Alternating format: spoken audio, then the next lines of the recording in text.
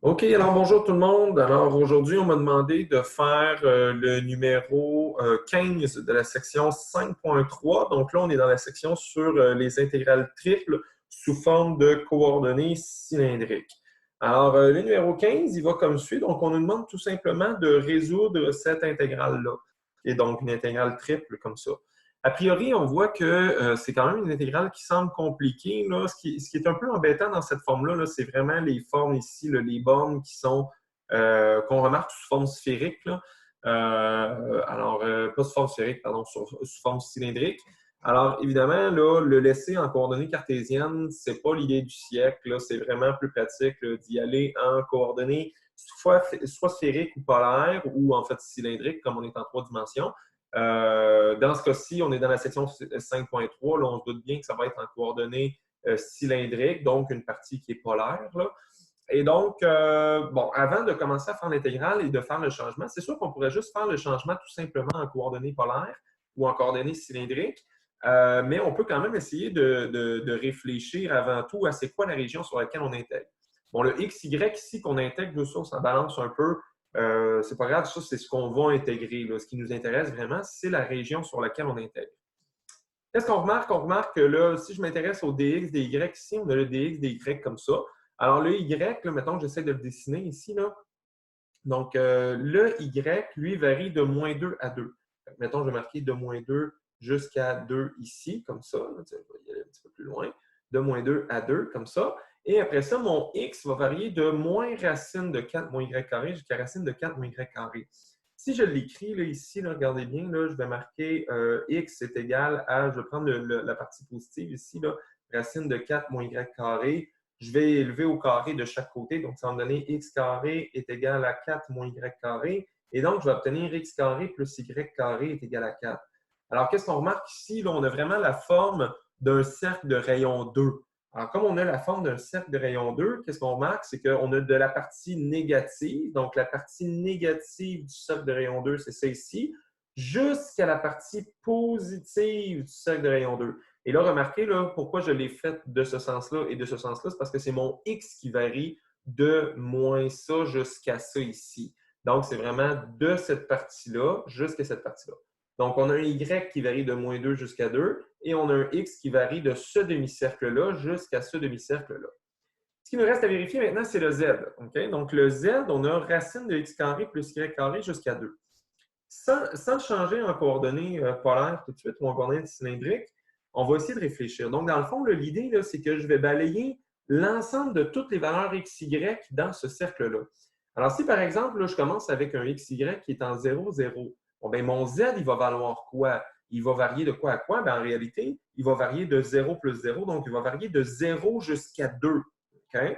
Si, par exemple, là, je suis rendu à un point ici, là, qui serait le point, je ne sais pas moi, 1, 0, comme ça, alors le point 1, 0, ça varierait de 1 jusqu'à 2. Alors, qu'est-ce qu'on remarque? On remarque que quand je suis à l'origine, ici, ben, mon z, il vaut 0. Puis après ça, plus je m'éloigne de l'origine, en fait, qu'est-ce qui va arriver? C'est que je vais y aller sur des formes qui sont circulaires comme ça et je vais monter jusqu'à temps que j'atteigne mon z égal à 2. Et on remarque bien là, que quand je vais être ici, ben, à ce moment-là, je vais avoir quoi? Là? Je vais avoir le 2 ici, fait que ça va faire 4 plus 0. Racine de 4, ça fait 2. Donc, de 2 jusqu'à 2, ça veut dire que quand je vais être ici, je vais être au maximum.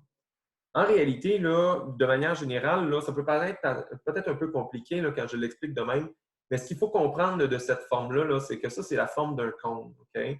Alors, si je veux l'écrire sous forme, on se rappelle les formes polaires, j'ai mon R qui est égal à R carré qui est égal à X carré plus Y carré. Donc, quand j'ai racine de ça ici, je vais pouvoir dire que R, c'est égal à la racine de X carré plus Y carré, comme ça.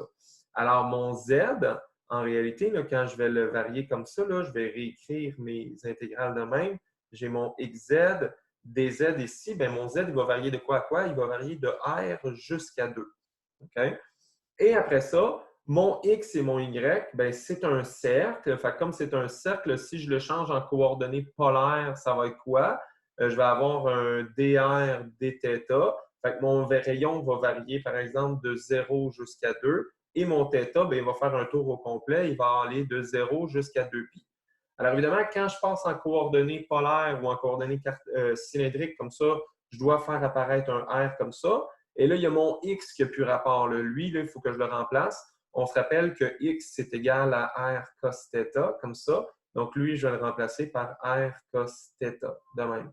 Et donc, mon intégrale, ça va devenir l'intégrale de 0 à 2pi, de l'intégrale de 0 à 2, de l'intégrale de R à 2, de R cos θ fois Z fois R dz dr dθ.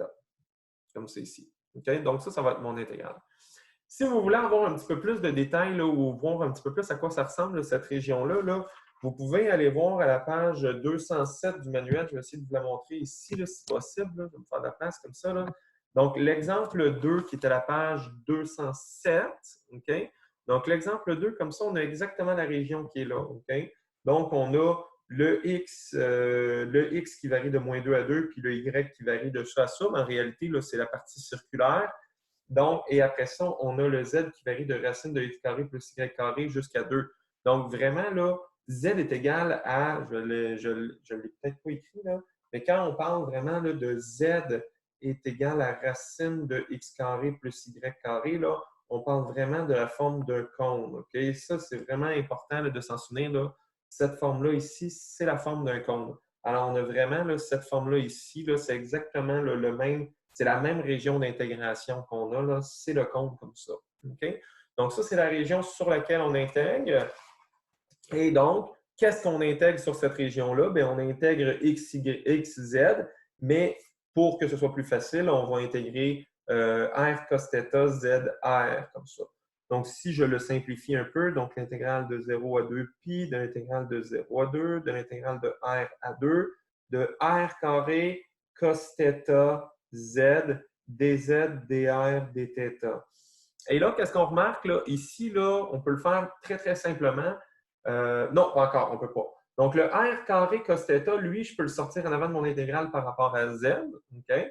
Donc, je vais avoir l'intégrale de 0 à 2pi de l'intégrale de 0 à 2 de r carré cos θ, comme ça, fois, et là, il me reste l'intégrale de r à 2 de z. Alors, ça va me donner z carré sur 2, évalué de r à 2, dr, dθ, comme ça. Alors, je vais obtenir l'intégrale de 0 à 2pi, de l'intégrale de 0 à 2 de r carré cos θ. Et ce que je vais avoir à l'intérieur, ça va être quoi? Bien, ça va être 4 sur 2, ça va donner 2 moins r carré sur 2, comme ça, dr dθ. Voilà. Je vais distribuer mes expressions ici. Donc, attendez, je vais juste monter ma feuille. Donc, ça, c'est l'intégrale de 0 à 2pi, de l'intégrale de 0 à 2, de 2r carré cos θ, moins, je vais le faire comme ça ici. Ben tiens, regardez, on va faire ça plus simple. Là. Mon cos θ, là, je peux le sortir en avant ici. Là. Ça ne dérange pas. Fait que je peux le mettre là, mon cos θ. Puis là, je vais tout simplement avoir 2r carré moins, et là, j'ai r carré fois r carré, ça va donner r4 sur 2, comme ça, dr dθ. Alors, qu'est-ce qu'on va obtenir? L'intégrale de 0 à 2pi de cos θ, parce que lui, dans le fond, ça ne change rien, là, le θ, on le met en avant. Et donc, je vais obtenir, donc j'intègre mon 2r carré, donc ça va me donner 2r3 sur 3, moins r5 sur 5 fois 2, donc ça va donner 10, comme ça, évalué de 0 à 2, dθ. Alors, on va continuer sur la prochaine page. Comme ça. Et donc, j'ai l'intégrale de 0 à 2pi de cos θ fois. Alors là, cette fois-ci, je vais remplacer mon r par 2. Donc, 2 à la 3, ça fait 8. Donc, ça va donner 16 tiers moins 2 à la 5. Donc, ça va donner 4, 8, 16, 32 dixièmes. Comme ça. Évidemment, moins 0, 0, là, évalué en 0, ça va donner 0, peu importe. Donc, je vais avoir dθ comme ça ici. Alors, ça va me donner l'intégrale de 0 à 2pi. Je vais le faire une dernière fois. Cos θ, comme ça. Et l'intérieur, ça va être quoi? Bien, je pourrais, le dénominateur commun le plus petit, ce serait des 30e.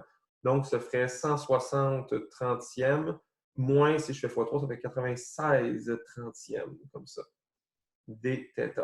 Ma fraction qui est ici, je vais pouvoir la sortir en avant tout simplement.